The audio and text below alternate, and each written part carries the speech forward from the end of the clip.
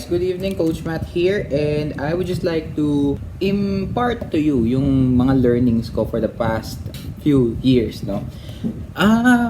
Usapang ano muna tayo, usapang chill vibes lang tayo when it comes to our finances as well. Kasi minsan nagiging cliche na masyado sa yung the earlier you start, the bigger your funds will be, blah blah blah. Yung mga cliche topics, medyo pahinga muna tayo dyan, okay? I'm going to teach you the value of time, no? And in the best way possible, I'm going to do it in less than 10 minutes lang siguro para mabilis i-edit. But also, I want to teach you the value of time by showing you how timely things get, no? How timely things get by. Yan, sorry, napuputol ako doon. So number 1, no? Yung payong, yan, number 1, natin yan, item natin yan, yung payong. Napapansin nyo ba guys na ang payong ay nagiging in demand yan dahil rainy season. Nagsisilabasan ngayon yung mga yung mga nagbebenta ng payong dahil season ng payong, season ng kapote, so lalabas din sila ng kapote. And most importantly, season ng sweaters ngayon, kaya yung mga nakabenta ng sweaters, or rather yung mga nagbebenta ng sweaters ay pwede silang magtaas ng presyo ngayon kasi they know that the demand is there because it's in the season already.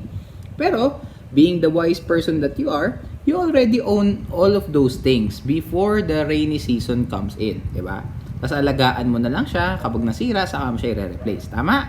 Okay, so okay tayo doon, ha. Pero ito yung tanong ko sa inyo. Kasi you don't know when it's going to rain, di ba?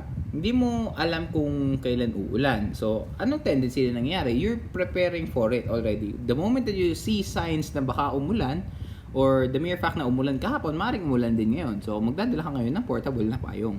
Okay. Okay. All good points aside, no? Let's now look at yung preparation natin when it comes to emergencies.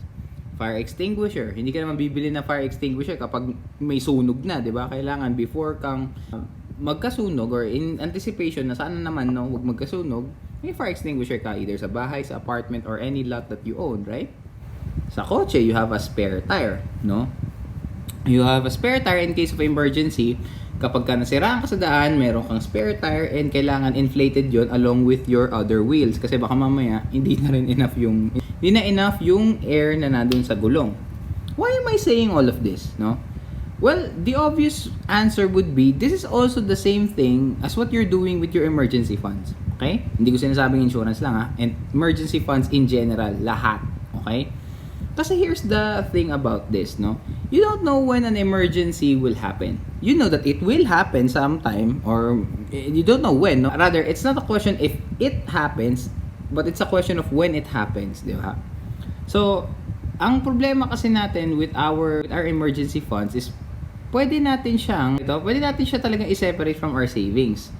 Kaya lang sa culture natin, napapag-isa natin siya to a point wherein nag-go back tayo to zero. That's why I'm implementing a system, or rather, I'm teaching you a system wherein you shouldn't go back to zero. Pag splitin mo ang emergency funds at savings mo, and use your emergency funds for true emergencies.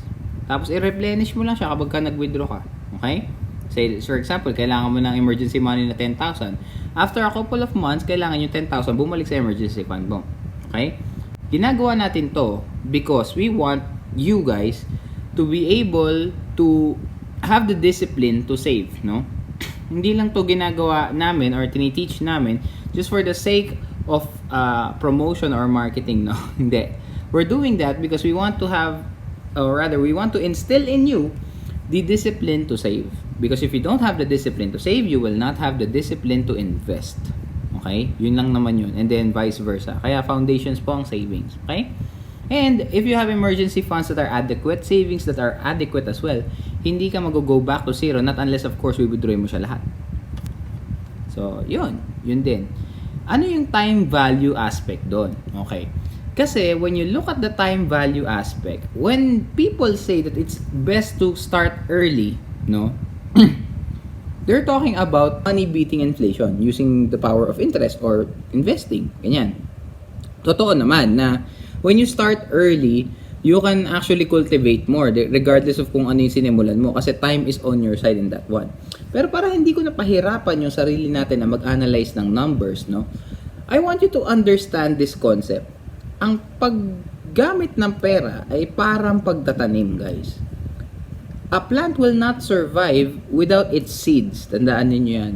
Sabihin na natin na gamitin natin yung seeds as yung money mo.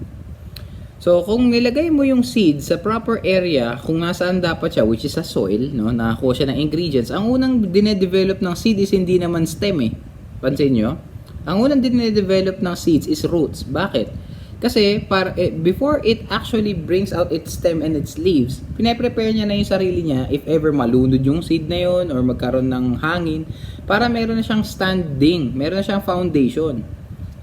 Don't you imagine that na we view plants as very simple creatures pero yung pagkakagawa sa kanila, ang galing.